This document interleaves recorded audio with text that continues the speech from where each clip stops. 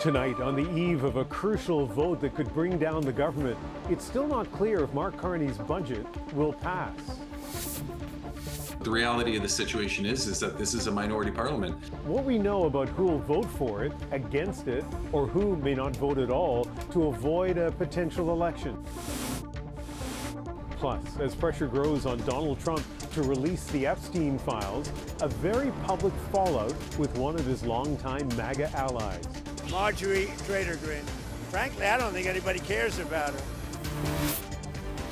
And looking for solutions to Canada's family doctor shortage.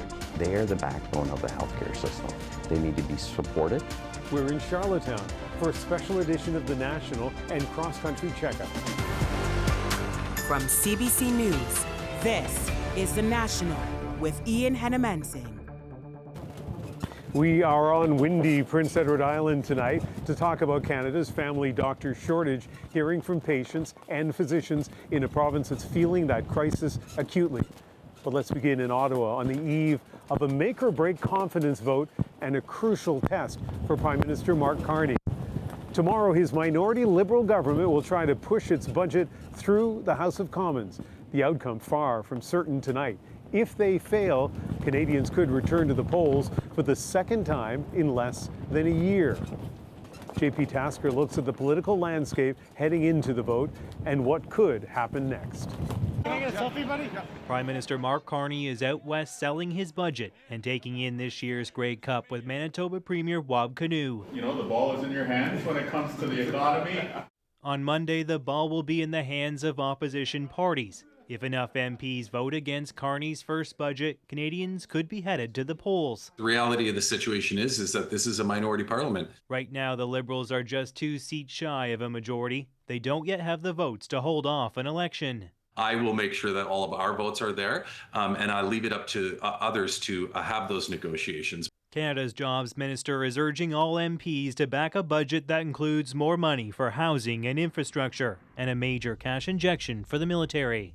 What I'm saying to members opposite is that let's get this over the line and stand with Canadians during this difficult time. Polls suggest most Canadians don't want an election so soon after the last one. Still, the Bloc Québécois say they are a firm no on this budget. And Conservative leader Pierre Poilievre says his party can't prop up a document that piles on more debt. 100% of our MPs oppose the costly Carney credit card budget that is going to drive up the cost of food, housing, and living for Canadians. Sources tell CBC News the party doesn't want an election right now. Some Tories could abstain, helping the government survive. New Democrats are considering a similar strategy. There may be some, and not just in the NDP as we know, who may be suddenly unable to manage their remote voting app. No one knows. In the end, it could come down to a single vote, that of Green Party leader Elizabeth May. I'm still talking to ministers and representatives from the Prime Minister's office and others to see what could we do before tomorrow afternoon to affect my vote, because right now I'm a no. Well, the consensus on Parliament Hill is that the government should be able to narrowly survive this budget vote. Anything can happen.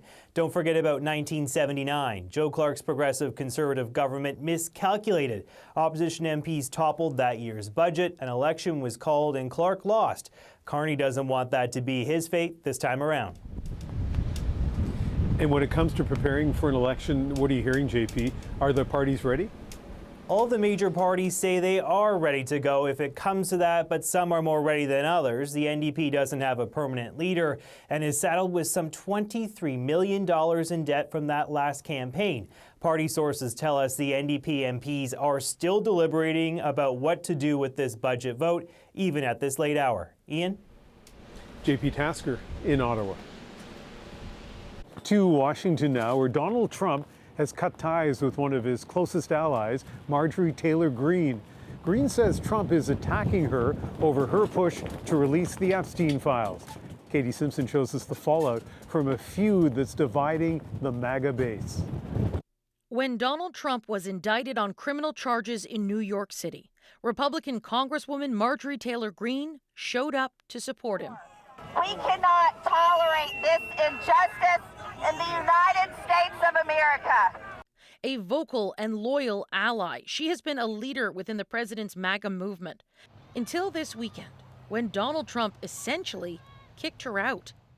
Marjorie Taylor Greene is a disgrace to our great Republican Party, he wrote on social media. He called me a traitor, and that is so extremely wrong, and those are the types of words used that can radicalize people against me and put my life in danger. During a cable news interview, Greene said she knows exactly what's behind the attacks. Unfortunately, it has all come down to the Epstein files, and that is shocking. Greene broke with the president, demanding the full release of the Epstein files, an explosive fight dividing Trump's MAGA supporters and his Republican Party. And I wish the president realized that. The more the White House pushes back on this, it just looks bad. In the hopes of shutting down continued calls for transparency, Trump ordered an investigation into Epstein's ties to Democrats, though some lawmakers see it as a stall tactic. If they have ongoing investigations in certain areas, those documents can't be released. So this might be a big smokescreen. Greene is standing firm in her position, though she hopes to repair her relationship with Trump, who she aggressively supported, using incendiary rhetoric and conspiracy theories. Now, on the receiving end of vitriol, she's vowing to change her ways. I would like to say humbly, I'm sorry for taking part in the toxic politics. It seems that Trump has not experienced the same change of heart. Marjorie Taylor Greene, I don't think her life is in danger. Frankly, I don't think anybody cares about her. This feud illustrates how some of Trump's strongest supporters are deeply dissatisfied with how he's handled the Epstein files. Greene doesn't think the president is going to be implicated, and that's why she and some others keep saying, why not just release everything? And Katie's become increasingly clear that the Epstein issue isn't going away. It's not. Lawmakers in the House are aiming to vote on Tuesday on a bill that would compel the government to release all the Epstein files. And while it is expected to pass in the House with plenty of Republican support, chances are it will stall in the Senate and then not go anywhere. Katie Simpson in Washington. A Calgary man is dead tonight, and his 5-year-old daughter is still missing after she was swept away by large waves along the California coastline. This beach is notorious for having very large waves and tidal influx that can come in quickly.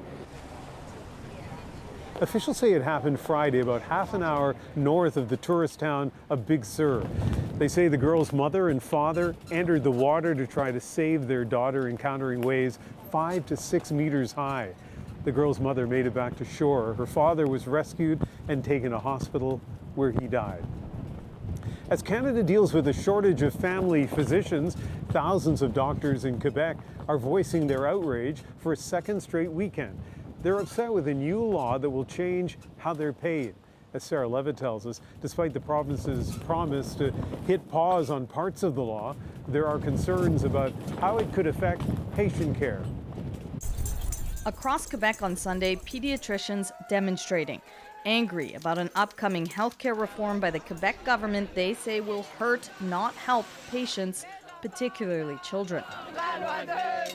Healthcare is complicated, but I don't think that they've spoken to the right people to really understand how the care happens, how we care for patients in the real world. The new law, set to come into effect in 2026, changes how doctors and medical specialists are paid.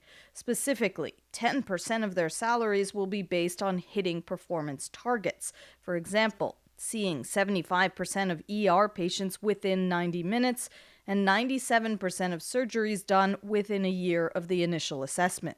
Quebec is a province that has a larger proportion of the population that doesn't have a physician, let's say a registered physician that is following the patient, despite the fact that there's more physician per capita in Quebec than the Canadian average. The two largest medical federations representing doctors say setting targets will force physicians to work too quickly. Hundreds have already applied for licensing in other provinces. The Quebec government has extended what it's calling olive branches twice in the past 2 weeks, suspending certain measures in the new law in an effort to bring medical federations to the table, but people here say it's not enough. This is a punitive law, and it punishes people who are trying to help the healthcare system. Every person that's here today works 10, 12 hours days. Je sais que certains d'entre vous sont inquiets. Posting to social media, Premier François Legault says he knows some people are worried, but he stands by the law. So for now, the stalemate between the government and the doctors continues. Sarah Levitt, CBC News, Montreal. They need to be supported, they need to be compensated, and they need to be respected. Later in the hour, I'll speak with an emergency physician here on PEI. The province hit hardest by Canada's family doctor shortage. And we'll dip into a cross-country conversation to find out how Canadians are coping without a family physician. The Transportation Safety Board says a pilot killed in a mid-air collision in eastern Ontario on Saturday was taking part in a training exercise. 2 planes crashed over South Glengarry, which is about 115 kilometers southeast of Ottawa. One plane managed to land safely. The other was found in a forest. The pilot and sole occupant of that plane, a 28-year-old Montreal man, was pronounced dead at the scene. A Winnipeg man is speaking out about the many hours he wasted on hold just to cancel his Rogers internet service. Erica Johnson has this Go Public investigation into why it can feel impossible to get help from your telecom provider.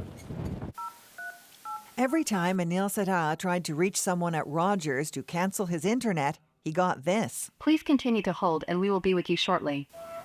No matter what time he called, what day, he often sat on hold for hours. He went online. The link was broken. The chatbot told him he had to call. How many days am I expected to call someone just to cancel a simple internet service? And he's not alone. On social media, dozens describe frustrating ordeals. Waiting 2 hours on hold, writes one customer. Trying to reach an agent all day, writes another. It's hell. And now insiders worry things will get worse. Rogers just ended a contract that saw hundreds of customer service agents laid off and won't say whether they've been replaced elsewhere. 2 former employees at that call center told Go Public they spent much of the last year training AI. It listened in, eventually offered prompts. They worry an impersonal touch could further frustrate customers. It's been 2 years since Shaw was taken over by Rogers. Experts say that merger only exacerbated a well-known problem: lack of competition. A company like Rogers is not competing by offering the most compelling offer. They're competing and reducing churn by making it as much of a pain as possible for customers to leave. Other countries are improving protections. Spain is forcing large companies to answer most calls within 3 minutes. The European Union is making it easier to cancel contracts. But here, no such laws for telcos. They can actually kind of get away with it in some ways because there's so few federal regulations that really govern the customer service experience. Sedha was finally able to end his Rogers contract. It took 7 hours to say goodbye. Rogers declined an on-camera interview, but said in a statement that it handles millions of customer interactions every month and works hard to deliver a great experience. Erica Johnson, CBC News, Vancouver. Our Go Public stories come from you, so if you have a tip for the team to investigate, send an email to gopublic@cbc.ca. This weekend saw an important step towards reconciliation between the Catholic Church and Indigenous people in Canada. Pope Leo has given 62 artifacts to Canadian bishops to return them to the communities they came from 100 years ago. Caroline Bargut has the details. A century ago, Inuit hunters used this sealskin kayak to search for beluga and other whales. Embroidered leather gloves like these were worn by Cree people in northern parts of the country. These items and 60 other First Nations, Métis, and Inuit artifacts are coming home. On Saturday, Pope Leo gifted them to the Canadian Conference of Catholic Bishops, part of the Church's efforts to reconcile the harms done to Indigenous peoples. Taking steps, actual actions, really speak more than words. So having these items returned, or at least going through a process of returning, is an important step forward. The artifacts were among 100,000 objects originally sent to Rome from around the globe in 1925 for a world exhibition. Pope Pius XI had asked Catholic missionaries to send examples of Indigenous life from the regions where they worked. It's not known if these artifacts were given as gifts to the missionaries or simply confiscated. John Moses was part of a Canadian delegation who went to the Vatican last summer to advance repatriation efforts. There have been very delicate, below the radar negotiations that have been happening for some time now. So I'm glad to see that this has all come to fruition. Before he died, Pope Francis had indicated that he wanted to return the items to help Canadian bishops further the Church's reconciliation efforts. He came to Canada, he said, I'm doing penance on behalf of the Church for the dark history that was experienced largely as a result of the Church. The items are now in vaults inside Vatican museums and are expected to arrive in Montreal on December 6th. They'll be transferred to national Indigenous organizations to ensure their return to their original communities. That process could take years to complete. Caroline Bargu, CBC News, Vancouver. About 24 flood warnings are in effect tonight across England and Wales after Storm Claudia caused scenes of incredible chaos. Homes were evacuated and some people had to be rescued. The next day, daytime drone footage helped convey just how badly this Welsh town was drenched. Storm Claudia also battered parts of Portugal, where 3 people were killed. A dramatic display by one of Japan's most active volcanoes. 3 overnight eruptions happened at that volcano, sending a plume of smoke and ash more than 4 kilometers into the air. The ash fall forced dozens of flight cancellations throughout southern Japan. Ukraine has secured a deal to import natural gas from Greece. It's happening at a crucial time right before winter as Russian strikes continue to hammer the country's energy infrastructure. And as Philippe de Montigny explains, just days after a major corruption scandal. At this thermal power plant in Ukraine, employees say they're working around the clock to repair facilities and their co-workers' morale. It's impossible not to feel fear, the production manager says, but we stand together. Crippled by relentless Russian airstrikes that continue to target the country's energy infrastructure, Ukraine will soon see a boost in gas supply as winter approaches. Greece agreed to provide the war-battered country with U.S. liquefied natural gas through March of next year. President Volodymyr Zelensky said this €2 billion deal will help make up for Ukraine's own gas production, much of which has been damaged or destroyed. Yes, unfortunately, it might be the most difficult winter in the whole history of Ukraine. And the thing is that Putin deliberately wants to destroy our power grid. The deal with Greece comes as Ukraine faces a major corruption scandal involving its state-owned energy companies. High-profile suspects with close ties to Zelensky allegedly took kickbacks from contracts with suppliers, totaling about $100 million. 2 government ministers even resigned. It's very damaging. This expert says while the scandal hurts Ukraine's reputation, allies' support for the country remains strong. Russia's invasion of Ukraine is an international threat and definitely in terms of political consensus, a threat to European security. President Zelensky vowed to overhaul state-owned energy companies, renew their leadership, and conduct a full audit of their finances. Despite the scandal, he hopes to secure military aid deals in Europe this week as he travels to France and Spain. Philippe de Montigny, CBC News, Toronto. The Saskatchewan Roughriders have won their 5th Grey Cup in franchise history. The highlights and the fanfare next. Quebec's considering a bill that would force dramatic change for streaming services. The price will be paid by Quebec subscribers because there will be content removed. Why a push for French options could mean fewer English shows. Plus, an 8-year-old conceives a new nickname and a new brand. I told my mom I'm a wing dude. We're back in 2.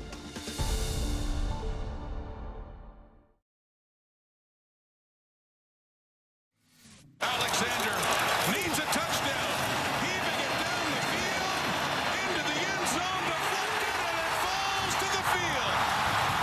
And with that, the Saskatchewan Roughriders win Canadian football's top prize, beating the Montreal Alouettes 25-17 to earn their first Grey Cup since 2013, the 5th in franchise history.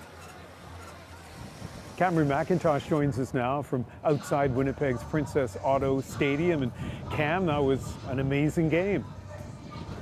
Yeah, Ian, so a 12-year Grey Cup drought for the Saskatchewan Roughriders ends here tonight in Winnipeg in a game that was a little bit back and forth in the beginning, but really did see the Roughriders win decisively over the Montreal Alouettes. Now, this game started cautiously for both teams. After an early Saskatchewan Rouge, it was the Montreal Alouettes that actually got the first touchdown near the end of the first quarter. Saskatchewan responded just really a couple minutes later with a touchdown of their own at the beginning of the second, and then followed that up with another touchdown near the end of the half. Saskatchewan would keep rolling through the third quarter with another touchdown and a field goal. In the fourth, Montreal was threatening to come back somewhat with a touchdown and a field goal of their own, but fell short. For the Alouettes, they just couldn't get their offense going. Their quarterback, Davis Alexander, came into this game 13-0 as a CFL starter.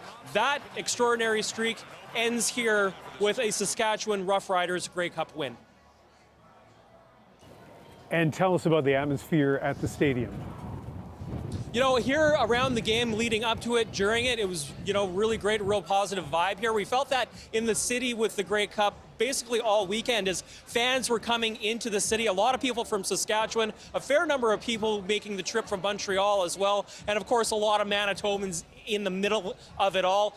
One thing we kept hearing from people, a lot of pride in participating in a uniquely Canadian sporting event, a traditional event like the Grey Cup. But tonight belongs to the Roughriders and their fans. We clipped a couple coming out of the stadium. Here's what they had to say. The most excellent game of the year. Bombers fans were really kind to us the whole night, and nobody made fun of me. And that was the best part about it, I think. What does it mean to you to win a Grey Cup after 12 years? The world. It means the world. Long time coming, but long time coming. Great team this year. It was well worth the battle all year. And hearing that from a lot of fans coming out of this stadium in various stages and degrees of revelry, of course, that win making that drive home for Saskatchewan fans all that much more easy tomorrow, Ian. Cameron McIntosh outside Winnipeg's Princess Auto Stadium. Here in Charlottetown, the family doctor shortage felt across Canada is at its worst, and the consequences can be dire. As the images came up, I said to my colleague, I said, I'm going to go in and I'm going to be ruining those people's lives. The strain in Emerge and the impact on patients unable to receive primary care. Plus, accusations of corruption as billions in funding does little to tame a devastating cycle of floods in the Philippines. You fear that your life is going to get worse. The National breaks down the stories shaping our world. Next.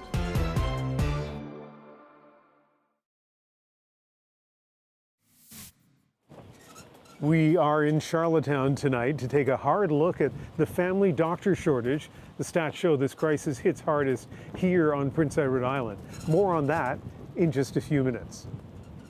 But first, streaming services like Apple and Spotify are urging Quebec to reconsider a proposed law that would impose French language quotas on content. Some fear it could reduce users' options. But as Alison Northcott explains, others say the legislation might be a lifeline for French artists. Platforms like Netflix and Spotify say they have serious concerns about Quebec's digital content bill. The goal of this bill, the province says it's meant to affirm Quebec's cultural sovereignty and improve access to French language cultural content online. Right now, it's not very easy for them to find francophone content on Netflix, Amazon Prime, Disney+. The bill being studied at the National Assembly would make platform interfaces default to French in Quebec and establish a quota for French-language content. Platforms have kind of broken the traditional media ecosystem, and now we need to think of a new ecosystem that will protect the French language and help Quebec culture thrive. But the platforms say they do offer content in French and say the bill is counterproductive and unrealistic. Music streaming sites say it would curtail consumers' choices and bring unintended consequences. If a consumer starts to go to unlicensed places to get access to the music that they want to listen to, I think, as I say, going back to the Napster days, you can see that consumers will follow a path, right, to get to what they want to listen to. This law professor says the bill could limit what Quebecers can access. That you could have certain platforms look at the costs of compliance here and say that it's just not worth the trouble. Alternatively, the price will be paid by Quebec subscribers who will find that their services are inferior services because there will be content removed that is available elsewhere. It's actually the risk of losing our language. For Quebec artists, though, the bill is seen as a potential lifeline. Because there is a lack of visibility of Francophone content on streaming platforms. And for us, it would be extremely important for our artists and songwriters and composers to be seen. And she says that would be an important first step. Alison Northcott, CBC News, Montreal.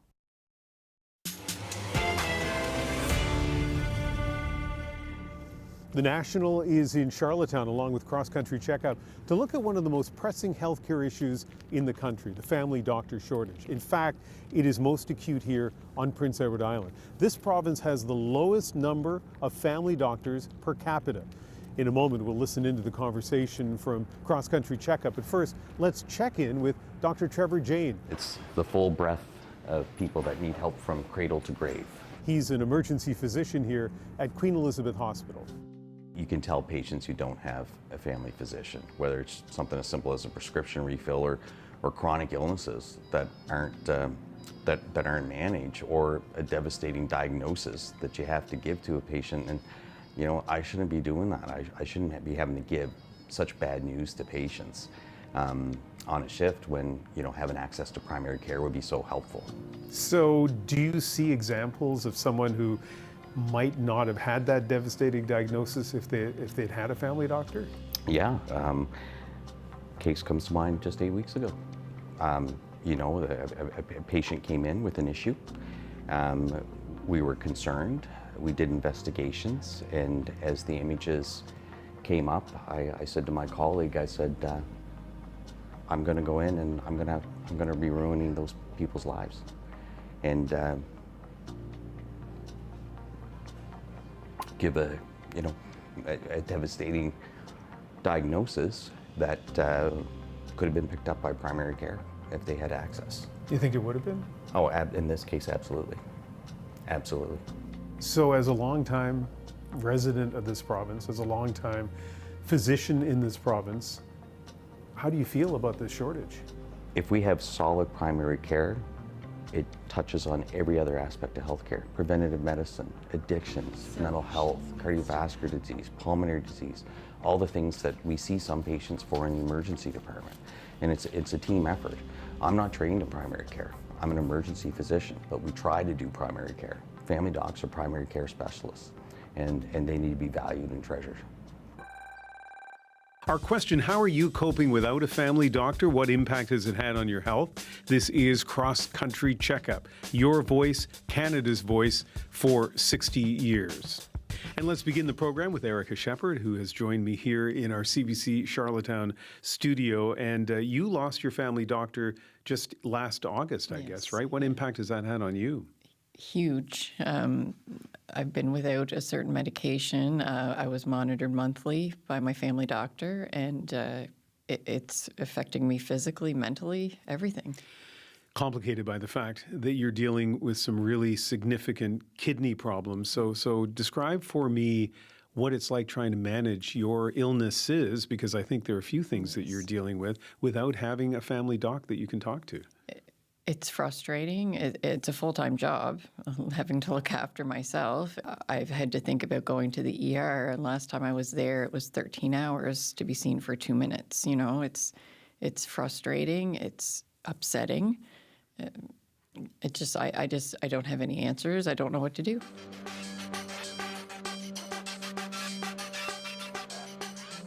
I think really what we need to be talking about is a reallocation of some of the funds. 100% of Canadians need access to primary care, yet only 5% of the budget is provincially and federally for healthcare is headed towards primary care. That is almost exclusively to physician payments. And while family physicians need to be paid appropriately, we need to be able to organize family physicians in a way that everybody is going to get access. Just to go back to that school analogy, we want to make sure that teachers are well paid, but also that they have a place to go to school. And then in every community, you know where you go to sign your kid up for school. Wouldn't that be amazing if we had that same infrastructure in Canada, where in your community, here's the community health center that you can go to. So I'd like to urge people to be asking questions about what kind of funding shifts do we need to see from acute care and administration to primary care.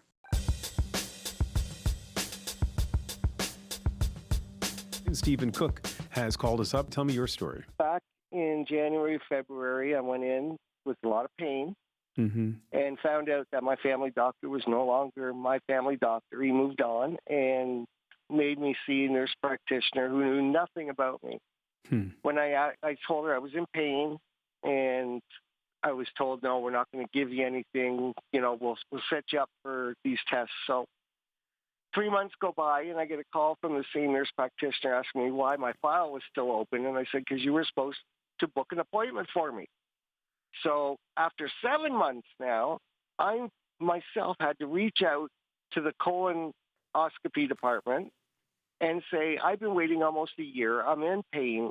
So I went in May to have my test. And before I even got home and walked in the door, my phone rang, and it was the nurse practitioner telling me to go to the emergency room as fast as you can go. I got to the emergency room, didn't have to wait, obviously. And they took me in a room and told me that I had colon cancer, a 50-centimeter tumor that, if found earlier, I would have got to survive. And since it spread to my kidneys and my liver, I'm not going to be seeing my 60th birthday. Oh, Stephen, And I'm there's so nothing sorry. you can do about it. The approach, I think, has to really have three components. I think we have to ramp up the way in which we bring in people and train people to become doctors. We have to rethink that paradigm, which is rooted in a decades-old reality, which is basically that all doctors did the same thing. We have to also put our doctors into environments where they can be efficient and do their jobs well and do them and do what they need to do what doctors do, basically. And I think the third thing that you're alluding to is we need to find ways to bring in and to increase the number of doctors that we are able to bring into Canada to do those kind of jobs that are so needed. It's important also to understand that there's no shortage of young people in Canada who want to be doctors. Every year, medical schools turn away thousands of young people who are, frankly, very qualified and would be wonderful doctors, but we don't have seats for them. They go off and train in other countries, many of them, and they tend to stay in those other countries and not bring those skills back to Canada. So I think it's going to take a three-pronged approach. Thank you very much for taking my call. Yeah, and so you don't have a family doctor. Tell me your story. Well, in 2015, I moved here to be with my daughter. I waited 2 years to get a doctor. She was lovely. I lost her 2 months ago. And I phoned the number that they told me to call to get on the list for a new doctor. I'm 74 years old, living on my own on a pension, and was told the wait was 6 to 8 years. pretty daunting. Yeah. So it's a very bad situation up here. Hi there, Ian. Thanks for taking the call. Yeah, you're very welcome. So you have immigrated here from the U.S. How have you done trying to get a family doctor here? I am coming on my 10 years of being in Canada, back and forth. I feel like we've been told that healthcare is a right, and we all pay a lot of taxes to pay for that. And yet, if we don't have access to healthcare, it doesn't actually work at all. I mean, yeah, and I'm very, very distraught to the point where, I am going to get my citizenship to have it, especially in today's day and age. However, I'm not sure I'm going to stay in Canada. That family medicine is all about relationships. We go to school for eons. We spend thousands of hours with supervised training. But when it comes right down to it, we are family doctors because we like people and relationships. And when I'm listening to her story, and it's just like, oh, I can just feel it. I can just feel it. And there's so many stories out there. And I actually get asked multiple times a week if I'm taking on new patients. Are you taking on new patients? I'm not. And I've had to put a blanket statement in place because I get asked so often. Everyone is so deserving. There's nobody who doesn't, and you just wish you could do it all. But it must be tough for you. It Because I mean, I've got people in my family in British Columbia who don't have a family doctor, and I feel like anytime I'm at a party and somebody says they're family physician, it's like, hey, what about seeing her? You must run into that on the island all the time. All the time. I mean, the island's a small place. So lots of people around. People know you. I actually was sitting watching my daughter finish up her practice today, and the mom sitting next to me, oh, so I hear you're a family doctor. And I'm like, yeah.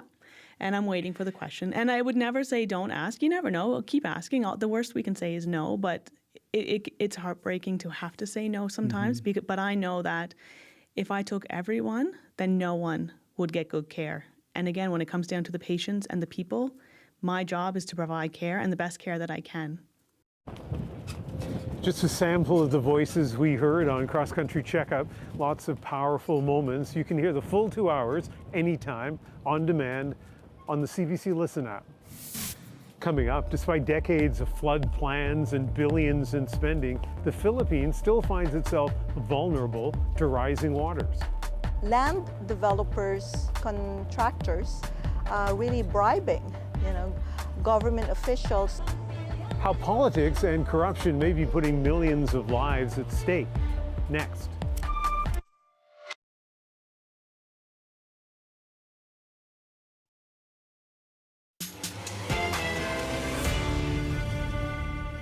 Hundreds of thousands of Filipinos take to the streets of Manila demanding government accountability. Corruption happens in many forms. Outrage over billions of dollars in flood control money gone missing in one of the world's most typhoon-prone countries.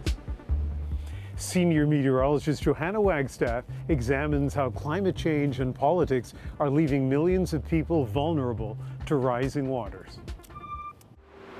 The Philippines has spent billions trying to stop this.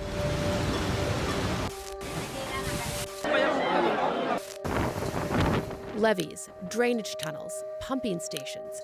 And yet every year streets turn into rivers, homes go under, millions of people are displaced. The Philippines sits in the path of a dozen tropical storms every year, but climate change, deforestation, and rapid urbanization are supercharging the country's long fight with flooding.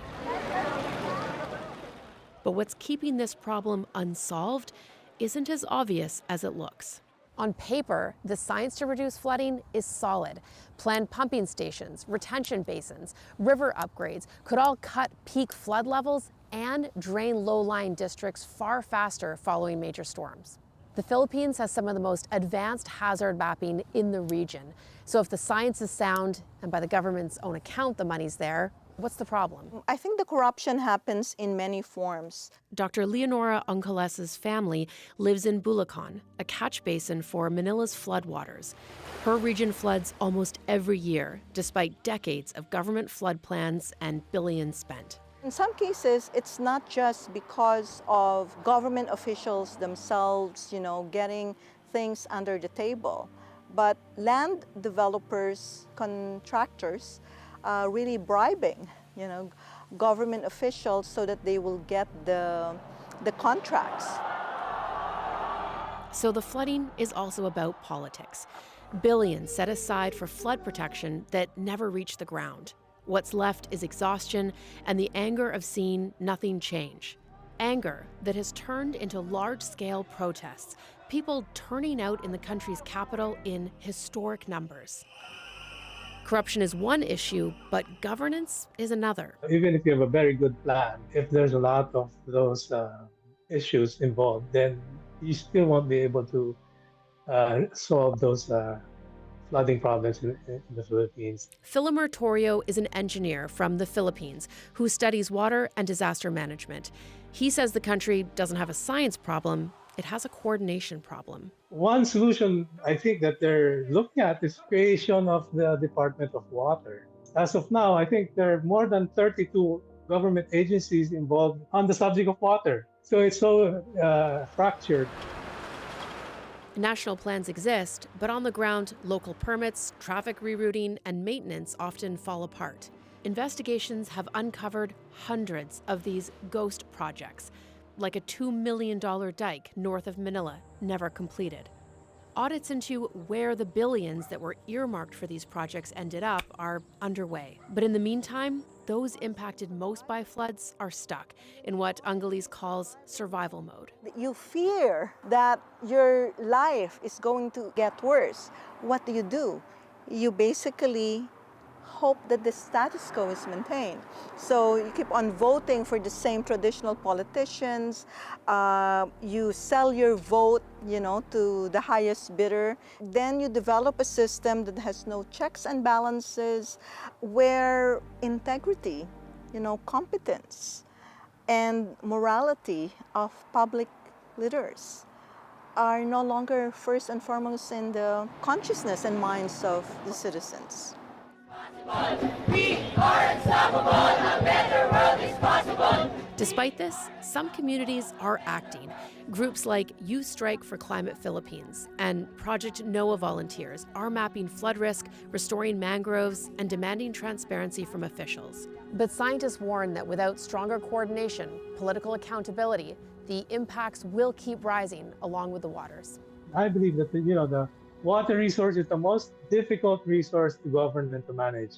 It has so many competing uses, and it has so many competing issues. Flooding is just one part of it. There are a whole host of all other issues related to water that also needs to be looked into. A new generation of Filipinos is driving the protests over the flood corruption scandal. They're more digitally connected than ever and unwilling to accept corruption at the cost of survival. Could that be part of the tipping point? Gosh, looking back at history, I am reminded of historical examples where massive scandals alongside big natural disasters like typhoons and earthquake have preceded major political shifts, even revolutions. And so stay tuned. We never really know what's going to happen and whether it's the tipping point or not. And the world is watching because as seas rise, the Philippines may only be the beginning. Philippine President Ferdinand Marcos Jr. is promising swift action on the corruption issues surrounding flood prevention projects. Criminal complaints have already been filed against dozens of suspects. Next, an 8-year-old creates a hockey brand to help more kids get a chance to lace up. I know how fun the sport is, and it's really expensive too. How Rink Dude became a reality in our moment.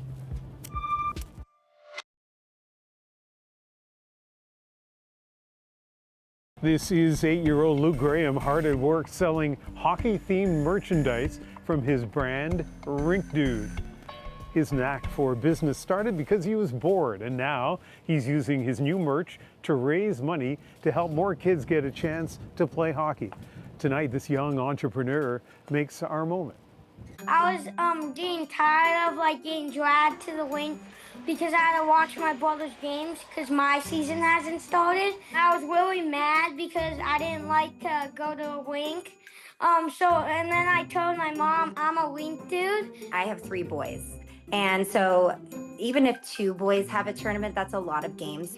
And he kind of broke down and just was like, I'm just a rink dude. Would you be happy, Mom, if you were just a rink dude? So I told the other hockey moms, I said, what is a rink dude? Luke is upset he's calling rink dude. And they said, you should make a hat that says rink dude for him. And it started to snowball into an idea where we could actually sell them and raise money for kids who can't afford to play. I came up with the hats and the wax and the tennis balls. I know how fun the sport is, and it's really expensive too. We made a brand, and that's how it all started.